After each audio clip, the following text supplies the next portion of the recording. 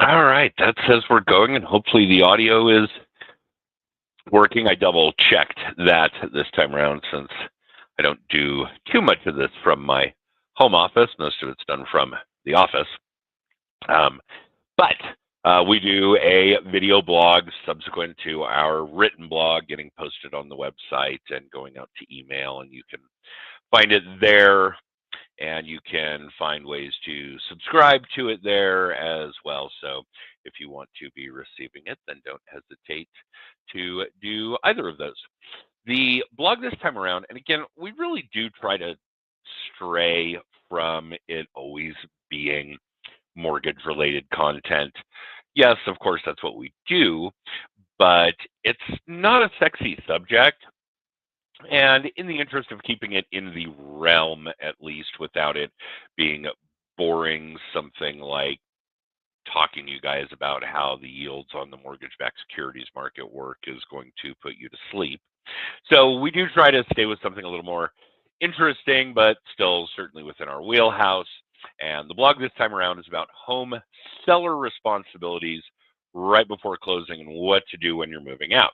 Now, this is kind of interesting to me, and I had to do a little bit of research on it because while I've been a home seller before, and a home buyer, obviously, you have to buy in order to sell. There are some things that really kind of, not took me by surprise, I guess, as I hear more and more of it from other clients and colleagues, real estate agents, people that are selling in order to buy, and we're helping them with their mortgage on the buy side, that sort of thing. But there were a couple, and I'm just going to go through the highlights, and you guys can go read the blog if you want some specifics. If you happen to be in the throes of selling a home or buying a home, then by all means go get the deeds. Number one, cleaning the property. And yes, I think that that's true. And I do still see a lot of real estate professionals getting professional cleaners to come in and do deep cleanings after somebody has moved out. Completing the agreed upon repairs. Yes, that's absolutely a big deal. If you've gone through inspection and inspection objection and you agreed to fix that squeaky hinge and replace the knob on that drawer, so on and so forth, then you obviously have a contractual obligation to do that. Canceling the utilities and services. Now, that's an interesting one, especially here in Colorado, because some of them you'll do and some of them the title company will do, because there are utilities like water that can create a lien on the property. And since the title companies are insuring those titles, they're issuing title insurance policies, they want to make sure that there aren't going to be any erroneous liens on the property, including the water.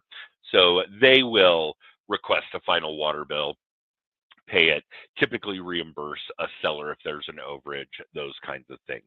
The other ones like power, cable, internet, those sorts of things, the buyer and seller would be responsible for on their own. So it's kind of interesting, the hodgepodge of how that works with the utilities here in Colorado. Preparing for a final walkthrough. Now, that one was really interesting to me. I don't think I've ever done it. As a home buyer, I don't think I've ever done a final walkthrough. We used to hear about it all the time, obviously, on new builds, and now I'm hearing about it most of the time on resales as well. So you obviously want to make sure that the buyer purchasing your home, because that has not yet consummated, is going to do a final walkthrough, assume it's going to happen, and that they're going to look at everything. In essence, after you're already gone, everything is removed, etc. And that's the next item on our list. Remove all the personal belongings. Look in every closet, every drawer. Remember when you thought you'd be clever hiding the cash or jewelry behind the fake return vent? Look in there. Whatever it is, make sure you're getting all your personal stuff. Try to provide documentation, whether it's appliances, warranty, service records. Obviously, you want to make sure you're leaving keys and remotes, those kinds of things, codes for alarms, door locks, whatever.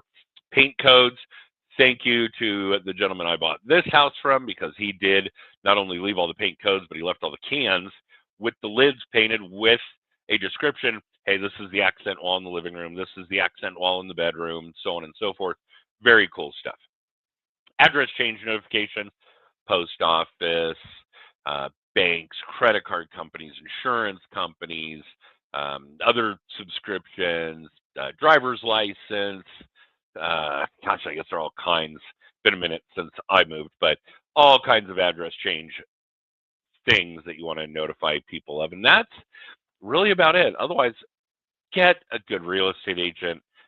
Ask them about this stuff. They will absolutely help you with it. And to the real estate agents that helped us with the blog post, thank you so much for your input.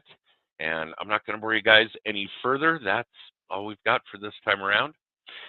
Thanks for watching, the usual, and we'll see you guys next time we do a blog post.